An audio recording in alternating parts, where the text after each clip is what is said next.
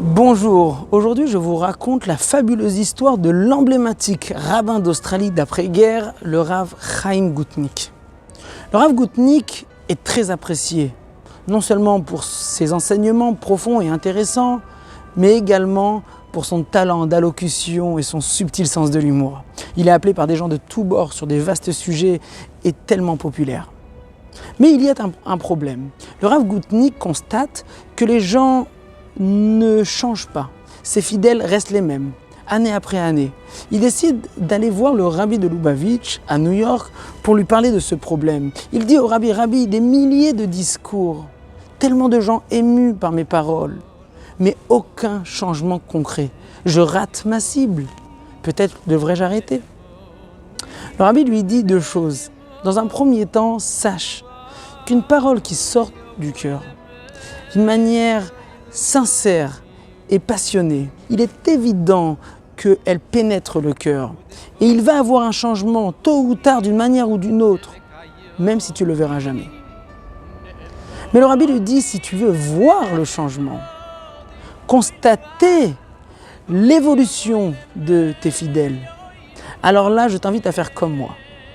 Le rabbi lui dit, après chaque discours, conclue avec quelque chose de concret. Demande-leur quelque chose de bien défini à faire. Et là, tu verras les fruits de tes discours, de tes propres yeux.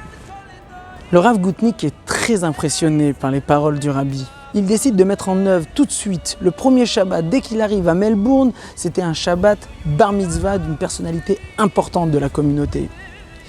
Il parle du Shabbat, il fait son discours et à la fin il conclut, les amis, je vais vous demander quelque chose d'inhabituel. Prenez-le comme une faveur personnelle. Je vous demande de ne pas allumer de flammes le Shabbat. N'allumez pas de cigarettes.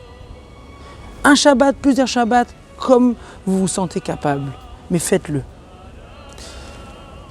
Le Shabbat d'après, il perçoit un fidèle inhabituel qui vient le Shabbat, qu'on appelle un juif de Kippour, qui n'a pas l'habitude de venir. C'était un rescapé de l'Holocauste.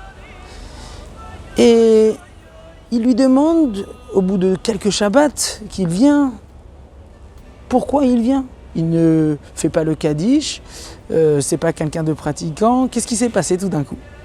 L'homme lui explique qu'il y a quelques semaines, il était présent lors de son allocution au sujet de Shabbat pour la bar mitzvah et qu'il a décidé de lui rendre cette faveur.